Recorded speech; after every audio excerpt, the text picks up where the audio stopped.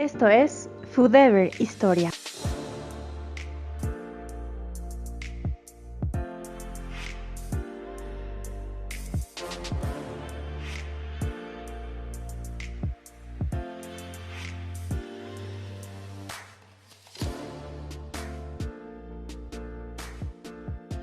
Juanito, ahí te veo, ¿cómo estás? Hola, dama, buenas tardes a todos. Feliz día del trabajador a todos, los trabajadores. Y bueno, estamos con la tercera parte y la última parte de este ciclo, ¿no? De lives, así que contento de volver a estar aquí con ustedes. Así es, pues para las personas que se están uniendo, ahora es cuando el último live para que ustedes puedan hacer sus preguntas acerca de los temas que hemos estado hablando con Juani.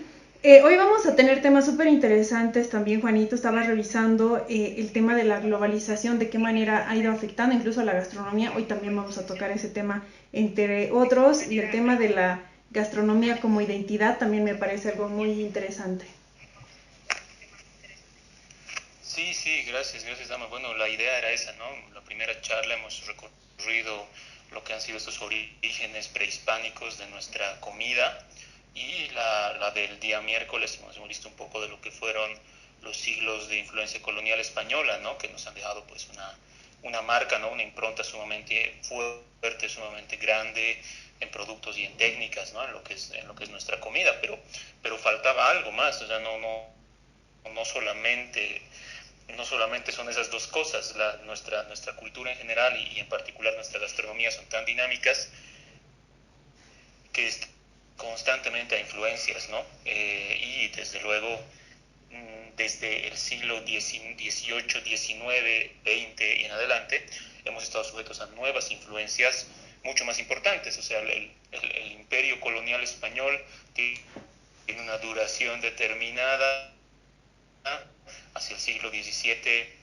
XVIII está básicamente concluyendo, ¿no? A inicios del XIX, y empiezan a aparecer otros actores, otras influencias sumamente fuertes, y entonces va a tomar la batuta cultural, digamos, a nivel mundial. Francia la va a tomar el Reino Unido, la van a tomar los Estados Unidos, y hoy en día, bueno, incluso tenemos la influencia china sumamente fuerte. Entonces todos esos movimientos van a tener mucha importancia, porque desde esos siglos vamos a empezar a vivir gradualmente en un mundo cada vez más conectado y cada vez más sujeto a influencias, ¿no?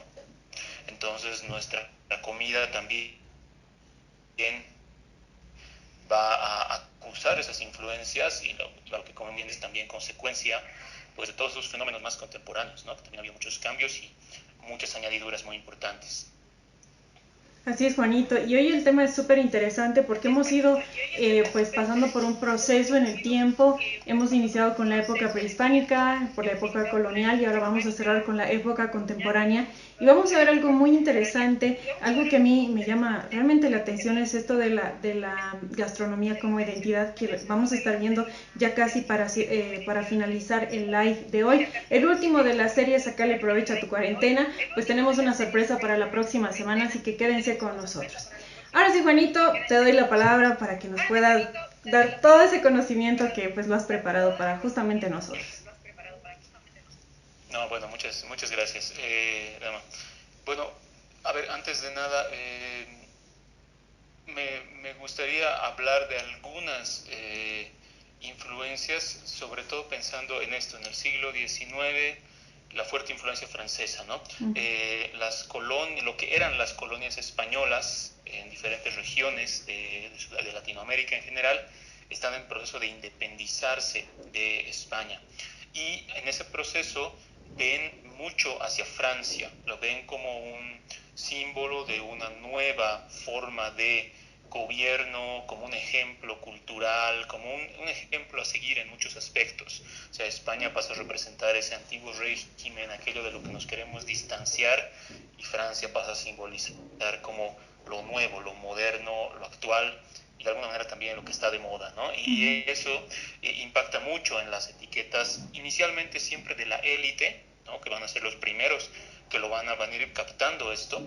Muchas élites bolivianas durante este siglo, durante inicios del siglo XX, bastante adineradas en algunos momentos, incluso van a ir hacia Europa a educarse, van a volver con esas tradiciones, con esas influencias, las van a adaptar acá, y al mismo tiempo también gradualmente esa comida se va a ir contagiando a otros sectores de la población y se va a volver a generar un mestizaje, o sea, una nueva mezcla con lo que ya había, que es la mezcla de lo español y lo prehispánico. Entonces, una remezcla, digamos, de influencias, ¿no? Y aparte, obviamente, Francia primero, el Reino Unido después, y luego otros países, pues van a tener también una fuerte influencia a través de su economía, de su comercio, ¿no? Y entonces nos van a llegar productos, nos van a llegar muchos otros aspectos, muchos otros elementos. Cuando hablamos, por ejemplo, de la influencia de la comida francesa, muchas técnicas muy sofisticadas de gastronomía que hoy en día empleamos en nuestras cocinas tienen su origen en Francia. O sea, si gratinamos algo, si lo glaseamos, lo flambeamos, si hacemos una salsa espesada con maicena o con harina, si salteamos, si hacemos un guiso, o sea, ese tipo de preparación, ese tipo de técnicas se originan en la cocina francesa, ¿no? Pensamos en recetas tradicionales de la época española, por ejemplo, pensamos, por ejemplo, en sopas mucho más ralas y con grandes trozos de carne y de verdura, por ejemplo, un puchero, por ejemplo, la propia picana, digamos, ¿no? La navideña que comemos, ¿no? En cambio, la comida francesa va a ser mucho de cosas muy finamente picadas, de procedimientos más complejos, ¿no? De manejo de diferentes sustancias de la crema, que el yogur, que diferentes tipos de aceites, que harinas, que lograr texturas más espesas. O sea, hay todo un desarrollo de la gastronomía francesa. Tal vez se puede decir, los franceses gustan de decir que su cocina es la mejor del mundo y la más sofisticada. En todo caso, está llena de procedimientos muy complejos y sofisticados que tienen que ver y que impactan de alguna manera también en nuestra cocina. Los recetarios que empiezan a aparecer en esa época acusan la influencia de técnicas y de productos franceses. Si podemos pensar en dos platos típicos de nuestra comida que acusan una fuerte influencia francesa, uno de los más obvios es el coco de pollo de Sucre, ¿no? El coco de pollo sucrense es básicamente una adaptación del coq au vin, del gallo albino, del pollo albino francés, reemplazando algunos productos que faltaban con productos locales. Entonces, por ejemplo, usas chicha en vez de vino en la preparación del pollo albino, ¿no? Y es una de las bases de este plato. El fricasé, que los paseños amamos tanto, pues básicamente el fricasé es un nombre francés, es el nombre de una preparación de origen francés, aunque es cierto que hoy en día lo que hacemos con el fricasé no es muy parecido a lo que los franceses llaman fricasé. Si ustedes ven recetas de fricasé del mundo, se van a dar cuenta de que han ido variando con el tiempo. Por ejemplo, un fricasé en Cuba, pues no es para nada parecido a un fricasé aquí en La Paz, pero sí se persigue, por ejemplo, cierto espesor del caldo, cierto espesor de la sopa, que de alguna manera puede guardar alguna relación, aunque en ambos casos introduciendo los otros productos emblemáticos de esta región, sea el mote, sea el chuño, sea el ají, sean las papas, ¿no? Y todos los aspectos que ya también venían de la tradición hispana, ¿no? Creo que ahí hay una influencia importante también está en nuestra manera, gradualmente, cómo se va desarrollando nuestra industria vinera, nuestra industria vitivinícola, porque en el campo de lo que es producción de vinos, los franceses van a tener van a generar unos cambios técnicos muy importantes, se van a introducir nuevas cepas, ¿no? La Cabernet Sauvignon, por ejemplo, o la misma Carmener, que hoy día es emblemática de la región, bueno, de Chile en realidad, la Malbec, etcétera, y también la forma, sobre todo, de madurar el vino en barricas de roble, de la que ya hablábamos, que es una forma distinta y novedosa respecto a la antigua forma francesa. Algunos aspectos de nuestros tiempos y modos de comer y de lo que comemos en cada momento también tienen un poco esa influencia. Nuestro desayuno es básicamente un café con pan y queso, y de alguna manera tomar el café en la mañana es una influencia también de origen francés, ¿no? Del desayuno, del petit déjeuner francés. Y nuestra idea, por ejemplo, de tener un postre o de tener una cosa dulce al final de la comida, del almuerzo, por ejemplo, también acusa cierta influencia, aunque son tendencias que a veces están en otros lugares de Europa, pero acusan cierta influencia de esos, no sé, pues de esas tradiciones de alguna manera, ¿no?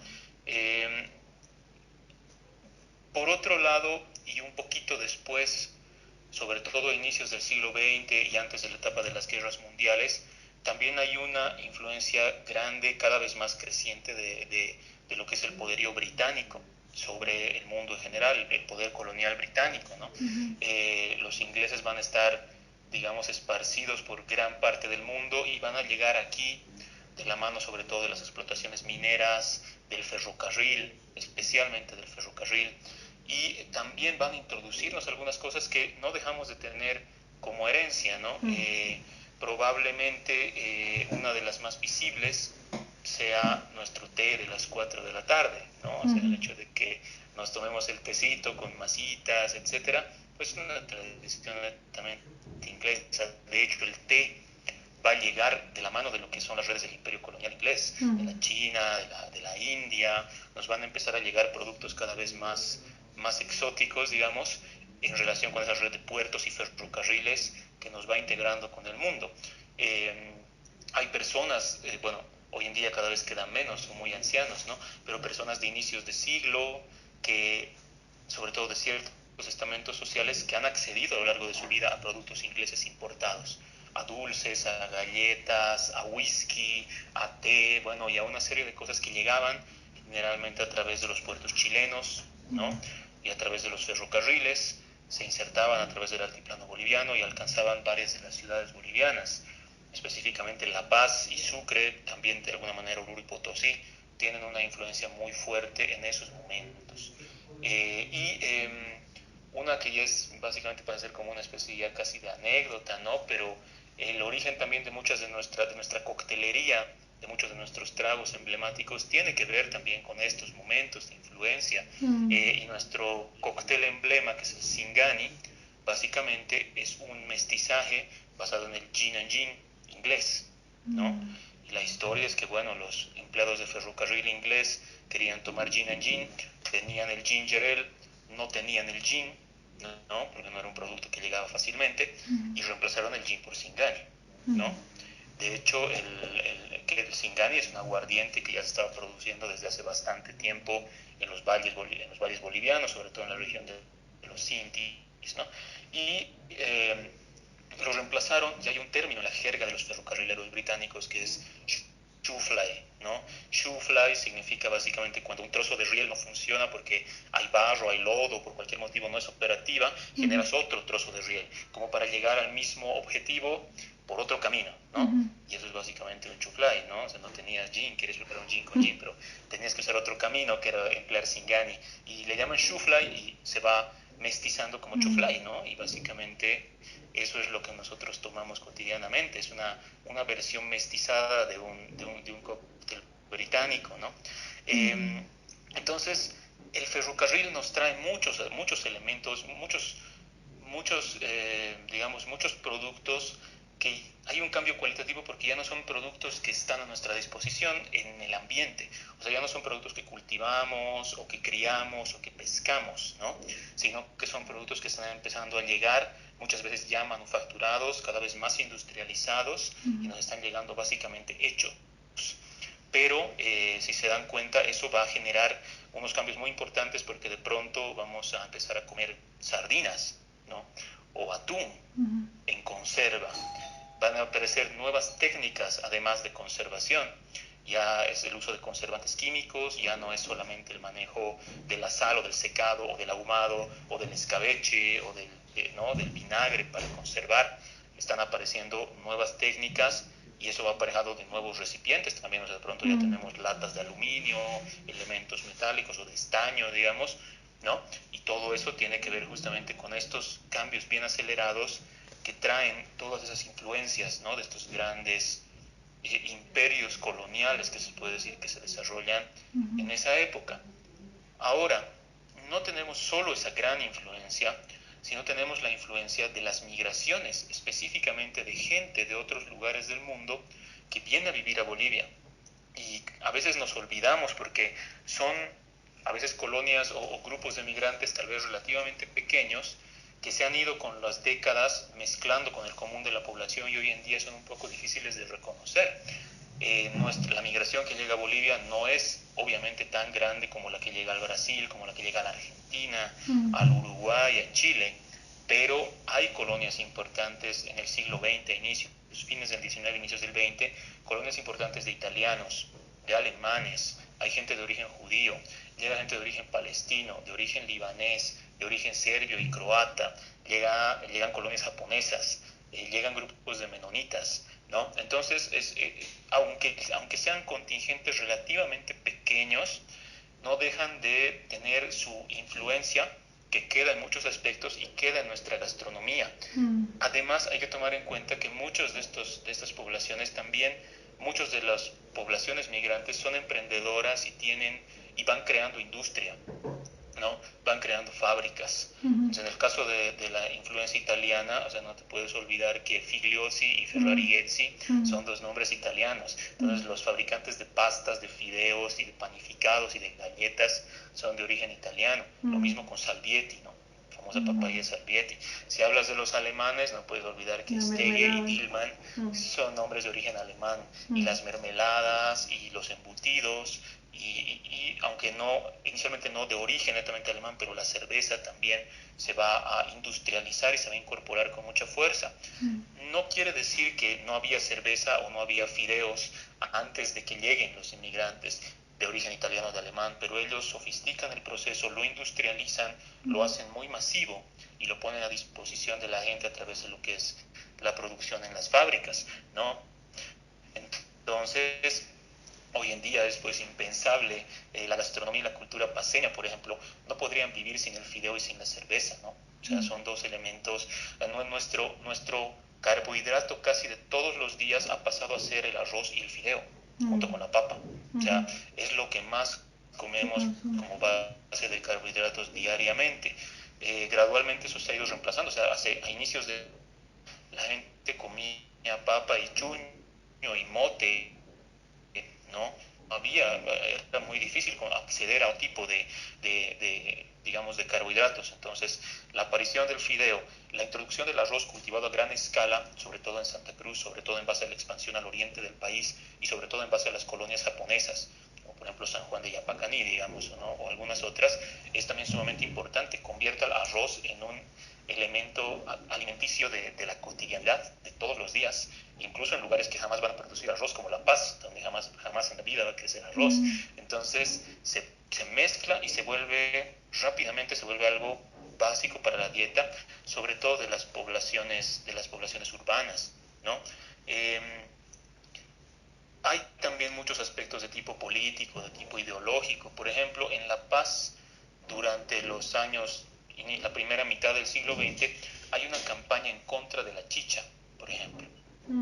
Hoy en día La Paz es uno de los departamentos menos chicheros del país, ¿no? Y eso se debe a que para promover el consumo de cerveza se hace una campaña contra la chicha. Se promueve la idea de que la chicha es sucia, de que es antihigiénica, de que la preparan colocando, no sé, heces o escupiendo, o mascando, ¿no? Y contraponen a eso la idea de la cerveza como algo puro, como algo higiénicamente elaborado, industrialmente elaborado, que proviene del primer mundo, etcétera, ¿no? Y eso tiene también una especie de ardid comercial, ¿no? Que lleva a que la gente consuma mucho más cerveza y vaya alejándose de una bebida más tradicional como la chicha. Y la cerveza con el tiempo se va a volver parte también, se va a incorporar también a lo que es nuestra propia identidad, ¿no? Entonces, cuando pensamos en todos esos procesos, nos vamos a dar cuenta de que son claves para la identidad de algunos grupos bien específicos dentro del país. Hoy en día ya no es tan fuerte lo que era, está siendo, bueno, gradualmente tal vez un poco, ¿no? Pero la vida en los campamentos mineros, por ejemplo, ¿no? Adquiere unas costumbres alimenticias distintivas. Los mineros y los fabriles también, sobre todo los mineros, comen de forma muy distinta a los campesinos, ¿no? Por el hecho de que, como forman parte de empresas que les brindan pulpería, ¿no? Que les brindan productos de pulpería, la mayor parte de los productos de pulpería son conservas y son bienes manufacturados, son productos manufacturados. Entonces, una comida en base a sardinas enlatadas y fideo, ¿no? Que está, digamos, es bastante diferente de una comida en base a chuño, charque y cosas más netamente del campo, o papas, ¿no?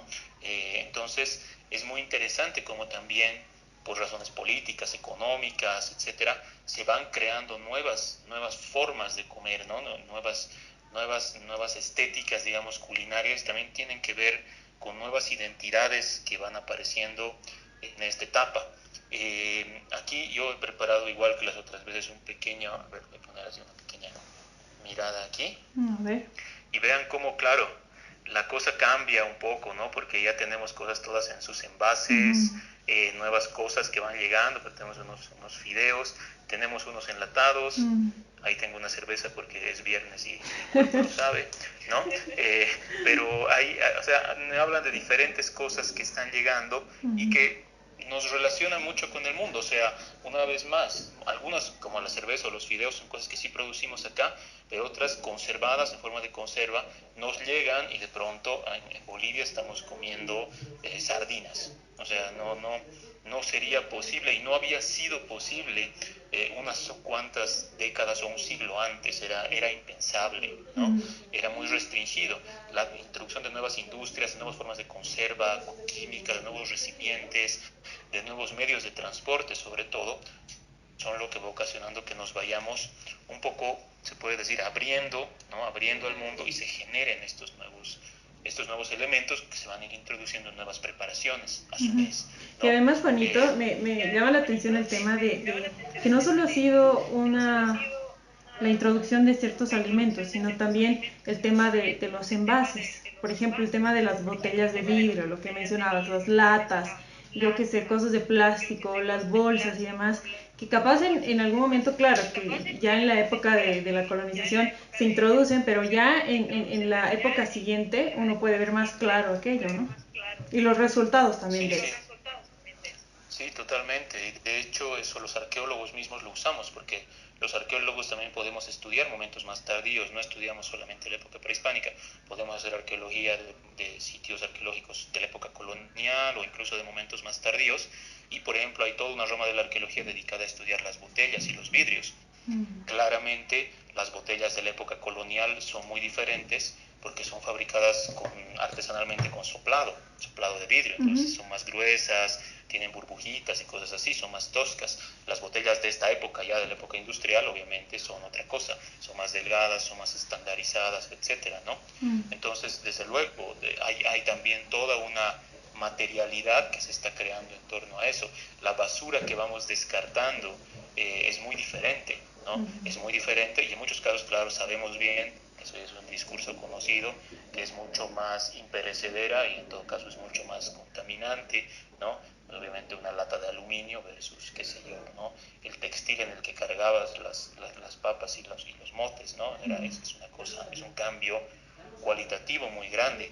Claro, y además que, perdón que te Sí, corte, Juanito, yo creo que eso es también un producto de lo que es la globalización, que igual vas a tocar el tema acerca de las causas y los efectos también que esto ha producido ya al llegar a Latinoamérica y más, pues en el caso de lo que estamos hablando en Bolivia, ¿no? sí, sí, totalmente. Son definitivamente frutos de una globalización que además va a ir siendo cada vez más acusada y que desde luego tiene sus puntos positivos, que es que nos abre las experiencias gastronómicas a una multitud enorme de productos y de sabores y de experiencias, pero también tiene desde luego sus lados negativos, ¿no? Porque al llegar estos productos, primero no se reparten homogéneamente. Hay grupos de élite que acceden a ellos, otros que no. Y también el hecho de que grandes capitales dedicados a la producción de alimentos también van a empezar a tener sus propios intereses, digamos, en ciertas regiones del país, en el caso y de la región de Latinoamérica. O sea, algunos están tal vez familiarizados con el debate respecto a la soya, por ejemplo, o respecto a los alimentos transgénicos, ¿no?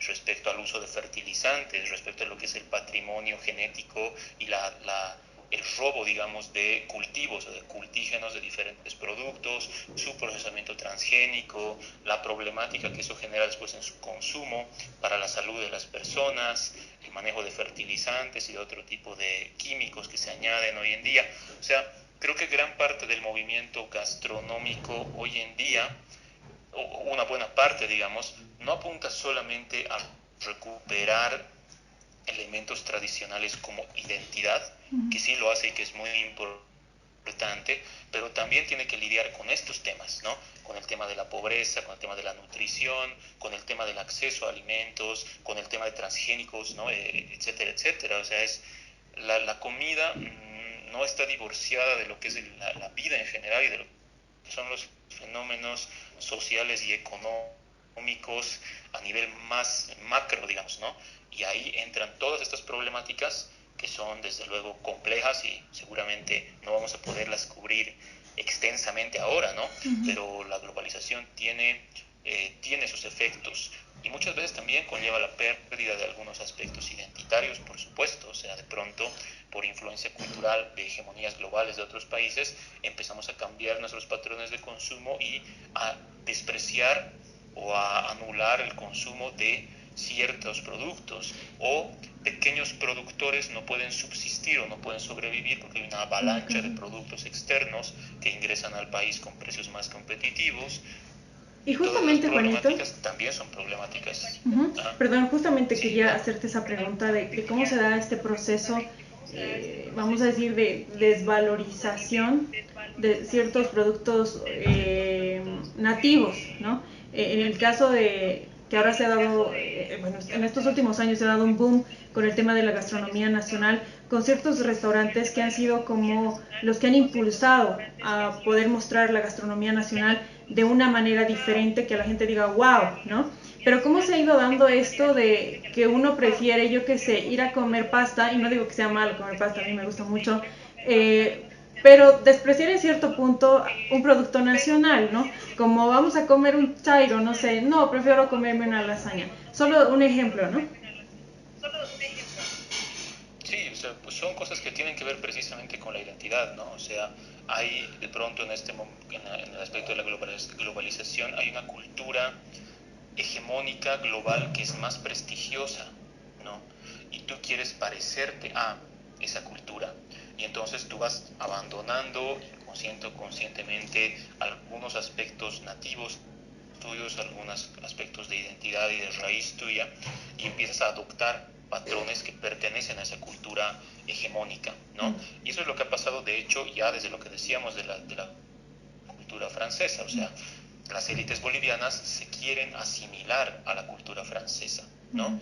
Y es lo que pasa hoy en día, lo vamos a tocar ahorita con el tema de la cultura estadounidense, norteamericana. No solo hoy en día, desde hace ya unas buenas 4 décadas o más, ¿no? Pero en gran medida la aparición general de la tendencia de fast food, por ejemplo, tiene que ver con eso, ¿no? Fast food es una creación básicamente estadounidense que se va implantando gradualmente y yo sé que gente de nuestra generación, mucho más de generaciones más jóvenes, no concibe el mundo sin un pollo frito, no concibe el mundo sin una hamburguesa, ¿no? O sin una pizza estilo New York, que es la pizza que globaliza Estados Unidos, ¿no? Pero si ustedes les preguntan a las generaciones de nuestros padres, las personas que han nacido en los años 50, 60, incluso hasta 70 algunos, sobre todo 40, 50 y 60, no había fast food en la ciudad. O sea, ellos se acuerdan del momento en el que llegó a este local el primer pollo frito, se acuerdan del momento en el que llegó a La Paz la primera hamburguesa, ¿no? El primer haddock. O sea, era algo que no existía. La idea de fast food probablemente estaba más relacionada con los anticuchos, ¿no? Los sándwiches de chorizo y de chola, básicamente. Esa era la versión de fast food de esas generaciones, ¿no? Bastante más saludable en todo caso que el pollo frito, pero el punto es que hoy en día nos resulta inconcebible un mundo sin pollo frito, ¿no? Es interesante notar cómo tan rápidamente podemos adaptar esos patrones, y este efecto de la globalización, desde luego, no tiene que ver solamente con fast food, ¿no? No tiene que ver solamente con comida chatarra o comida rápida, sino también con la apertura al mismo tiempo de nuestras experiencias y de nuestros paladares a sabores de un montón de lugares del mundo en general, ¿no? Y eso podría decir que es un efecto positivo. O sea, hoy en día tú te das una vuelta por la ciudad de La Paz, ¿no? Por Sopocachi, por Calacoto, por Obrajes, encuentras comida marroquí, encuentras comida libanesa, vietnamita, china, vamos a hablar ahorita de la comida china también un poco más a detalle, mexicana, italiana, En algún lugar encuentras comida holandesa, en algún lugar encuentras comida alemana, española, encuentras comida peruana, comida argentina, comida brasilera. O sea, realmente, definitivamente la globalización sí tiene el efecto de que pucha, te abres a un abanico de posibilidades gastronómicas gigantesco y de tradiciones culturales gastronómicas que vienen de muchos otros lugares del mundo. Y pasa en cierta medida el movimiento inverso y de pronto hay salteñas en Nueva York, ¿no? Las hay en Madrid, las hay en Buenos Aires, las hay ¿no? en México, DF, o sea, algo de la comida boliviana, aunque en pequeñas porciones, pero sí también está impactando y también está llegando a otros rincones del mundo, ¿no? Obviamente algunas de esas tendencias, algunas de esas comidas también las vamos a ver mediadas por otras tradiciones previas y por eso, por ejemplo, es interesante hablar, digamos, de la comida china en ese sentido, porque es un fenómeno bien interesante. La comida china que nos llega tradicionalmente acá es comida, en realidad no es china, en realidad es comida sino-peruana, ¿no? O sea, es chifa, es comida que han adaptado los migrantes chinos en Perú, ¿no? Y de ahí nos ha llegado a nosotros. Es bastante diferente de la comida china que comen en la China, ¿no? O sea, un arroz chaufa es comida sino-peruana. En algunos lugares, en las chifas donde sirven un spring roll, un rollo primavera, eso es comida chino-estadounidense, proviene de los chinos que se asentaron en Estados Unidos. Y hoy en día sí hay restaurantes, lugares de migrantes chinos que están cocinando comida china, realmente de la China, ¿no? Con sus diversas tradiciones, son gustos también bastante diferentes del nuestro. Otro fenómeno que tiene lugar es la gradual adaptación también de esas tradiciones con nuestros ingredientes, nuestras técnicas y nuestros gustos y preferencias. El caso de la influencia de la comida peruana es patente, es muy importante, porque la comida peruana está digamos, es tan famosa a nivel Sudamérica, incluso a nivel mundo, y se ha exportado tanto, y nosotros siendo vecinos y siendo culturalmente tan cercanos, la hemos adoptado muy tempranamente. De hecho, probablemente una de las comidas que más fuertemente ha impactado en nuestra gastronomía de los países vecinos sea la peruana, junto con la argentina, el asado, pues la parrillada, que básicamente es muy fuerte y desde hace muchas décadas es muy fuerte, y en el caso sobre todo de Santa Cruz, del oriente y del norte, de la comida brasilera, que también tiene una influencia enorme. Pero en la comida peruana te vas a dar cuenta que un anticucho, que ya lo adaptas un poco a tu gusto paseño, digamos, o boliviano en general, de pronto se distancia mucho de lo que es el anticucho peruano, ¿no?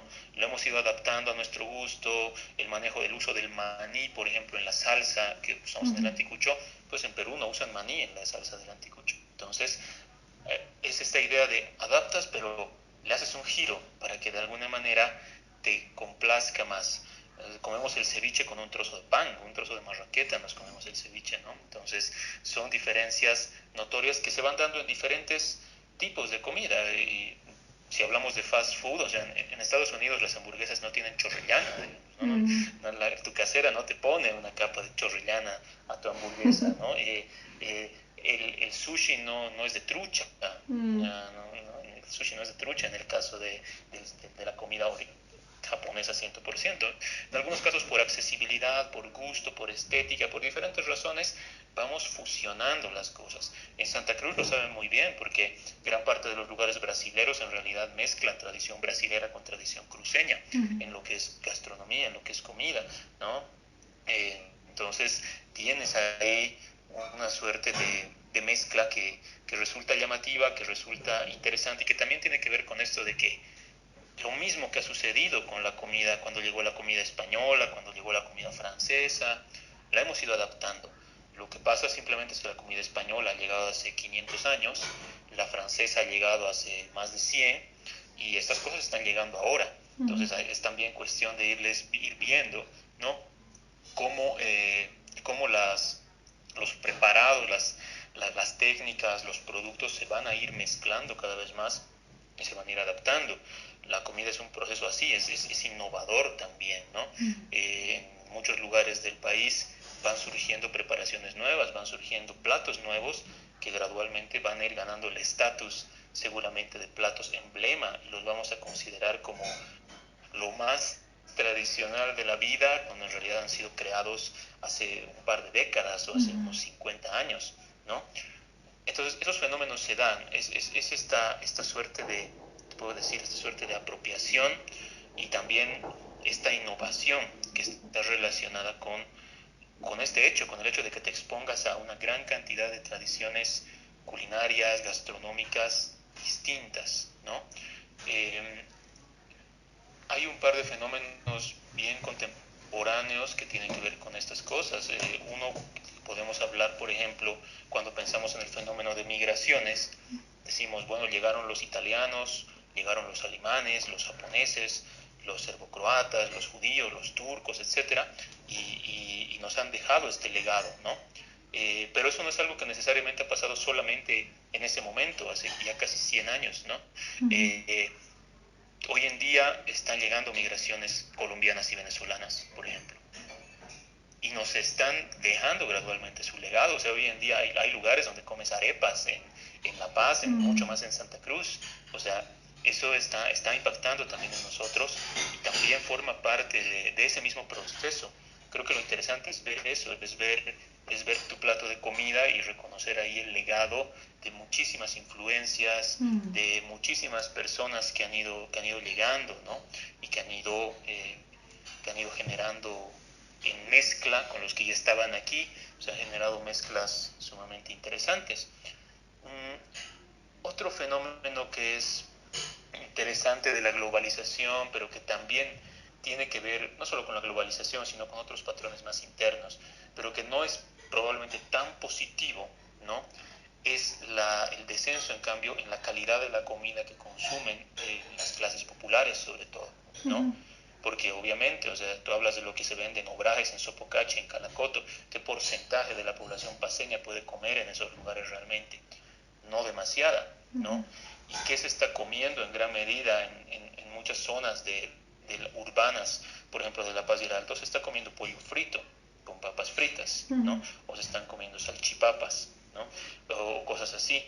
Y desde luego no es la comida, es deliciosa, a mí me encanta, pero no es la comida más saludable que puedas conseguir, ¿no? Se le está comiendo porque es económica, es barata, es fácil de preparar, es fácil de disponer y de comer, pero definitivamente también te lleva a pensar un poco en estas diferencias de clase social, de acceso a la buena alimentación, ¿no? No solo pensando en la comida como un goce estético, como un placer al que al final todos deberíamos tener derecho, ¿no? Como se debería tener derecho, todos deberíamos tener derecho al arte, todos deberíamos poder entrar a un museo y ver cosas fantásticas, todos deberíamos poder tener derecho a comer cosas fantásticas, ¿no? Y no todos lo tenemos, es un privilegio que tenemos unos cuantos.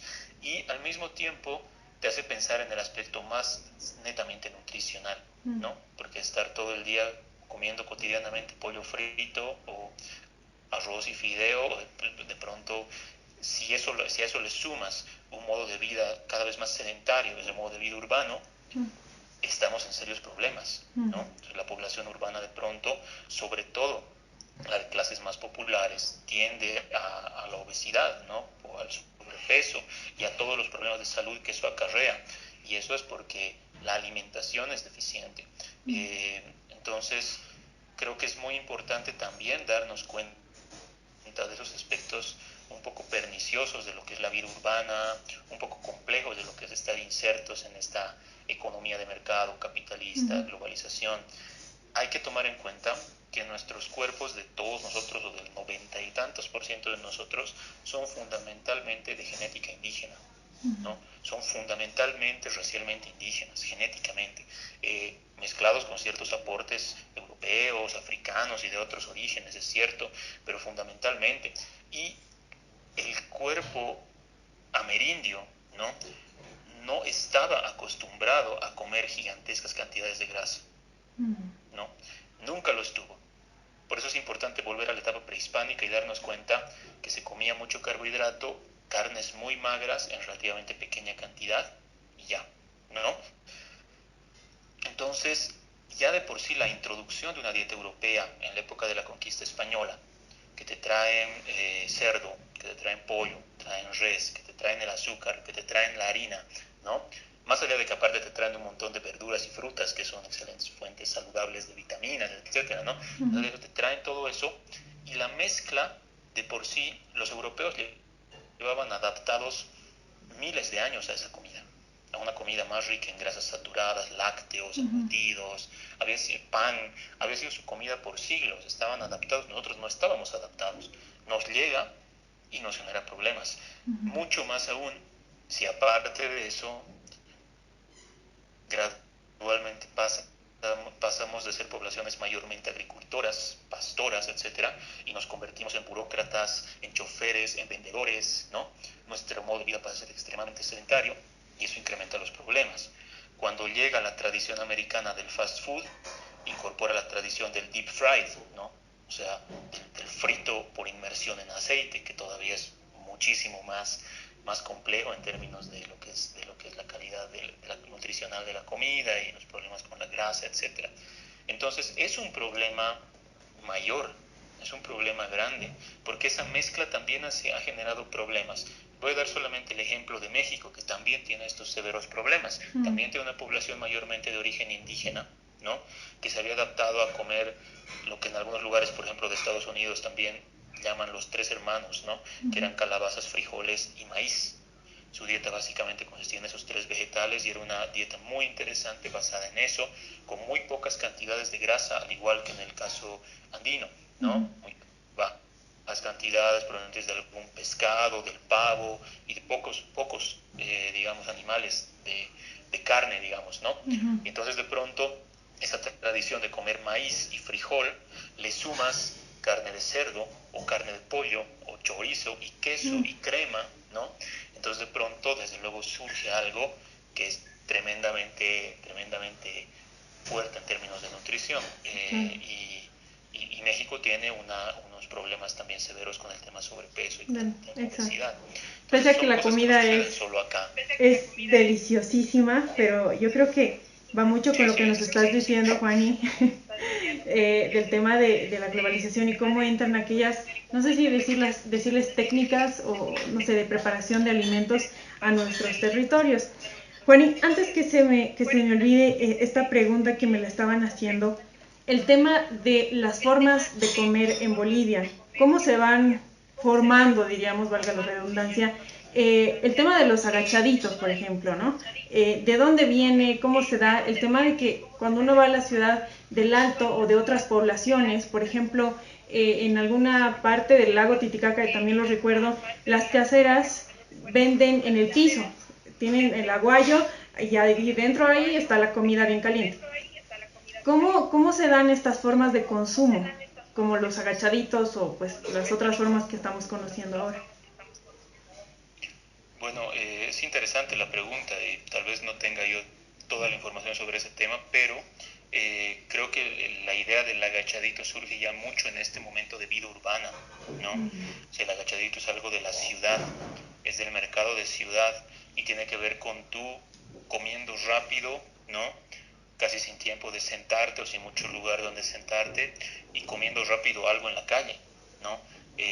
Esto tiene que ver justamente con lo que son los ritmos de vida urbanos. O sea, por algo en el campo no hay agachaditos, o sea, por primero no hay un mercado permanente, hay una feria estacional, y segundo, tu ritmo de vida no es tan apresurado como para necesitar atragantarte así, ¿no? No sé, una tucumana o un relleno mientras estás ahí parado con... Desde luego también tiene algunos puntos interesantes, no deja de ser interesante y llamativo para muchas personas que vienen de fuera la idea del agachadito, porque somos todos totalmente extraños, cada uno llega por su lado y empieza a servirse la salsa del mismo contenedor, ¿no? Con la cucharita y la pone y la deja. Es una tradición que algunos denominarían probablemente antihigiénica o a algunas personas les daría probablemente en otra tradición cultural un poco de asco, ¿no? Como a algunas personas les da asco la tradición, por ejemplo, que tienen los argentinos de tomar el mate y pasarse la bombilla de boca en boca y tomar todos de la misma bombilla. Son tradiciones culturales que se van configurando de acuerdo a los modos de vida, a los ritmos de vida, a las tradiciones culturales, etc. Entonces, igual son cosas que se van a ir transformando.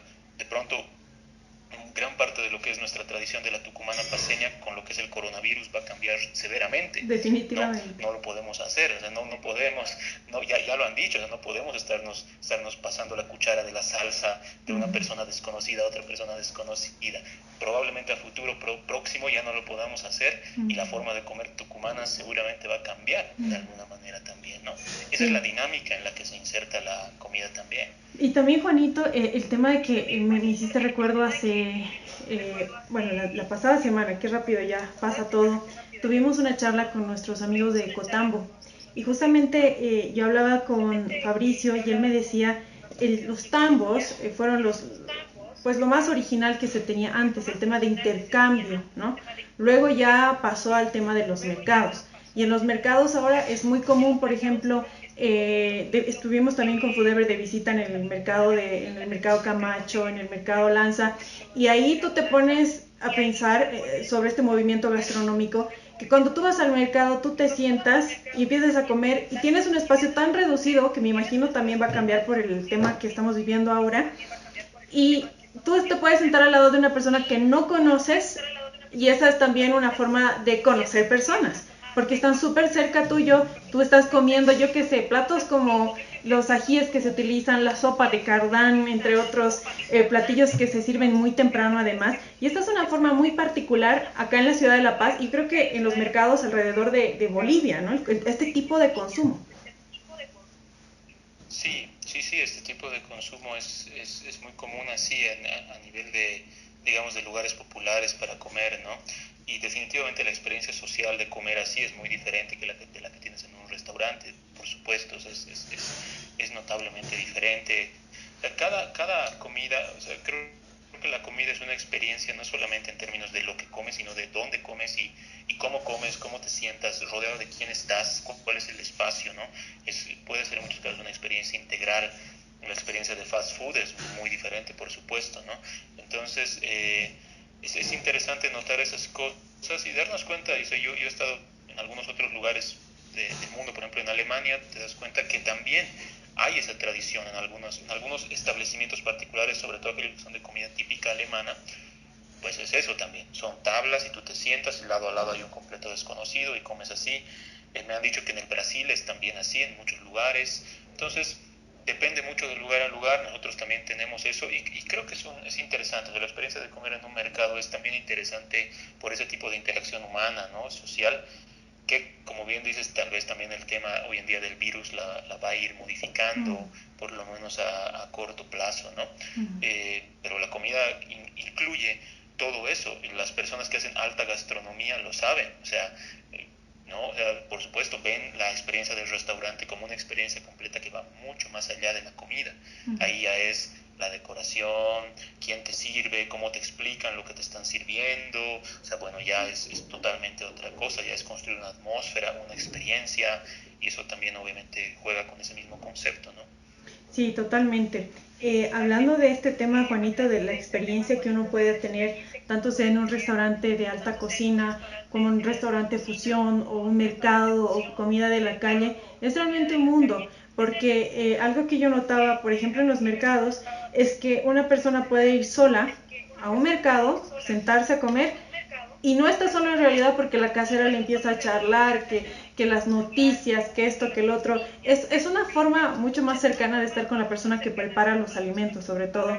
Y ahora se está viendo esto en el tema de restaurantes que trabajan con gastronomía contemporánea nacional, que te explican cómo han realizado, este es un ejemplo de nuestros amigos de Popular, de La Gicería, y entre otros restaurantes que te mencionan, te dicen cómo lo han preparado, qué estás comiendo, y es realmente un mundo bastante interesante que debemos ir valorando también el tema de las experiencias y todo eso.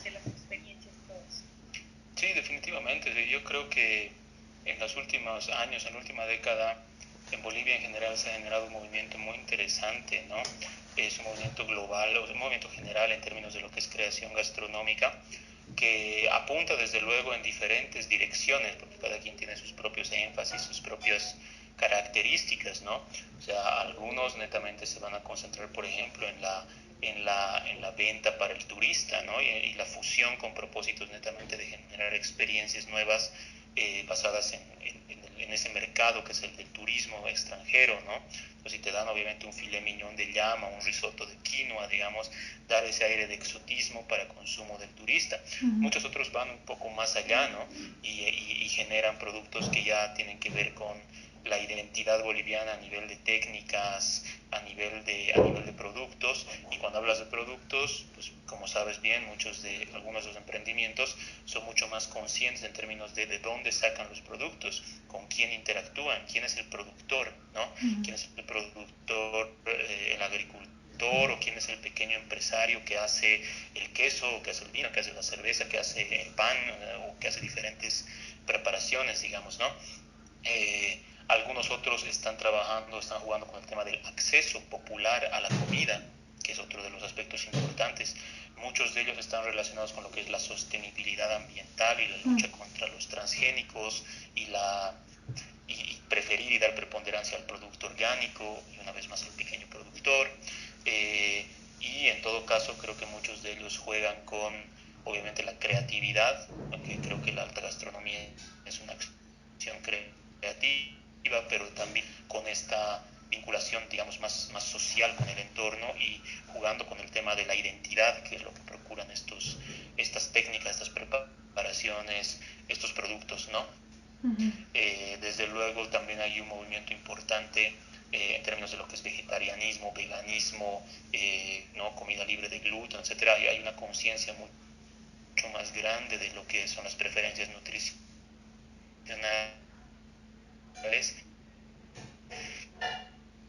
y la cantidad es relativamente fácil, ¿no?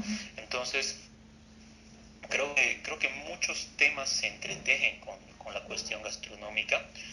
Esta charla ha tenido más que ver con eso, con ponerte a cocinar o ver tu plato de comida, sea en tu casa o sea en la calle, en un restaurante de cualquier tipo, o sea, en un agachadito, en un lugar gourmet, en el lugar que fuese, y tratar de pensar y decir, pucha, esto que estoy comiendo tiene esta historia detrás, esto que estoy comiendo al lado tiene esta otra historia detrás, y qué interesante es esta mezcla de historias que al final termina siendo mi plato de comida, digamos, ¿no? Verlo así, o sea, ver la comida como algo más que solamente un acto de nutrirse, bien o mal, ¿no? Pero no podemos negar que el tema de la gastronomía hoy contemporánea también se relaciona con muchos aspectos complejos, ¿no? Con muchos aspectos complicados, tema transgénicos, tema globalización y pérdida de las identidades, tema nutrición, salud y demás. O sea, hay muchas discusiones fuertes que se pueden tocar en base a lo que es la alimentación y la comida, ¿no? Y bueno, la identidad seguramente es otra que definitivamente no es menos importante, ¿no? Y creo que es una de las que más hemos intentado tocar en estas charlas. Creo que un punto también que es importante tocarlo, Juanito, es el tema de que cómo se trata a Bolivia en el tema de la gastronomía como identidad en el exterior. Te digo esto porque podemos ver que hay países que se han desarrollado muy bien vendiendo el producto nativo, ¿no? Este es creo que el caso perfecto para hablar de esto es Perú. Sin embargo, en Bolivia también hay ciertos productos que se han ido como mostrando al mundo, ¿no? Uno de ellos ha sido la quinoa, sin lugar a dudas, pero hay otros lugares en el mundo, el tema de la marraqueta en Estados Unidos, por ejemplo, o el tema de la llajua, yo qué sé, es algo tan típico acá en la ciudad de La Paz, y hay otros alimentos en Bolivia que son tan propios que se han ido mostrando al mundo también. Creo que el tema de la identidad va relacionado con eso, de sacar algo que te pertenece, que es tu identidad justamente al resto del mundo.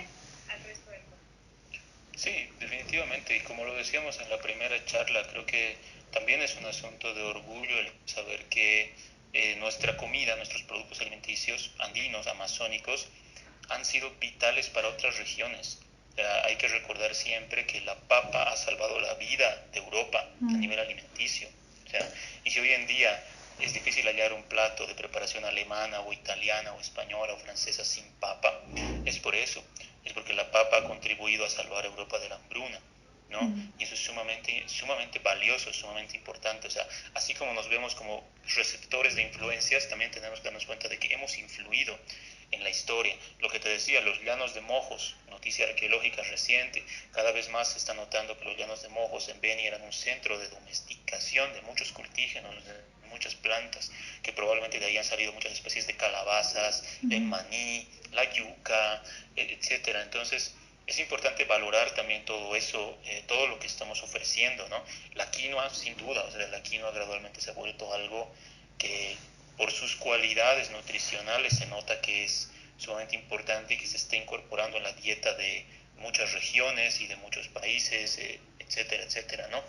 A nivel ya de preparación gastronómica, un legado boliviano tal vez todavía no se visibiliza tanto, ¿no? Yo creo que probablemente la salteña es uno de los que más interesantemente puede impactar a nivel global a futuro y pensar que así como yo me despierto un jueves y digo voy a cocinar espaguetis a la boloñesa, en algún momento un italiano se despierta y diga hoy día voy a hacer salteñas de pollo, digamos, ¿no? Que sea algo que se vaya insertando en la cotidianidad de las personas, que deje de ser solo comida étnica, entre comillas, y pase a ser algo que comes todos los días o que se te puede ocurrir comer todos los días, ¿no? Juanito, una pregunta que justo se me venía a la mente cuando hablabas del tema de los líquidos y todo eso. ¿Qué pasa con el café? ¿Cuál es el proceso que sufre cuando ya se hace parte pues de nosotros, ¿no? Bueno, el café también se incorpora con las tradiciones, sobre todo francesas, en el siglo mayormente XIX, ¿no? Viene de ahí, obviamente viene de los países de origen árabe, viene de toda esa región, se incorpora y el café es uno de esos productos que no solo se incorpora, no solo llega importado, sino que llega en semilla, digamos, y se empieza a producir acá, ¿no?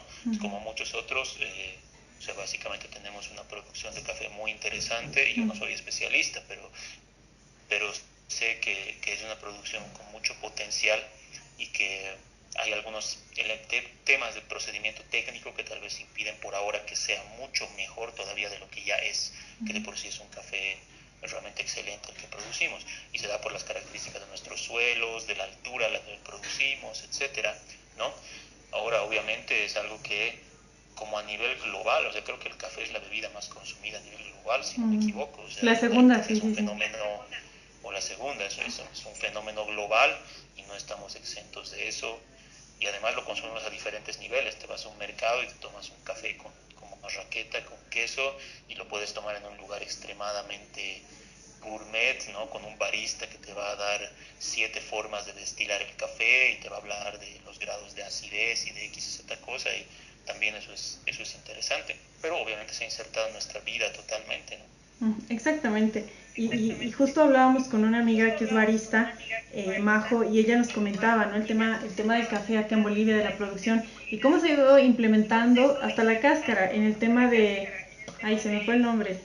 Sí, la sultana. La sultana, que es tan, o sea, nosotros la vemos tan propia, pero ahora ya estamos aprendiendo cuál ha sido el proceso de que ha sufrido para ser parte de nosotros, ¿no?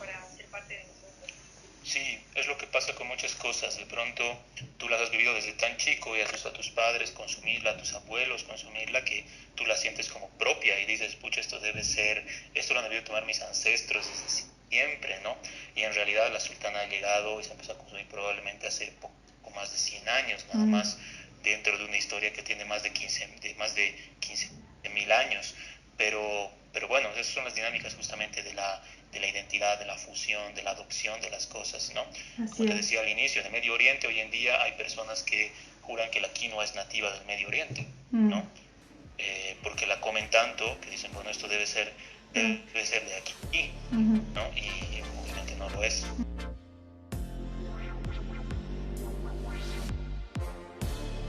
Y de esta manera terminamos con la tercera y última parte de la serie La historia de la comida en Bolivia. Gracias por quedarte con nosotros en esta aventura tan apasionante como es la arqueología de la comida. Te invitamos a que te puedas suscribir a este canal y también a que puedas seguirnos en nuestras diferentes redes sociales. Estamos en Facebook y en Instagram. Te mandamos un gran saludo y nos vemos pronto. Gracias, comunidad Foodever.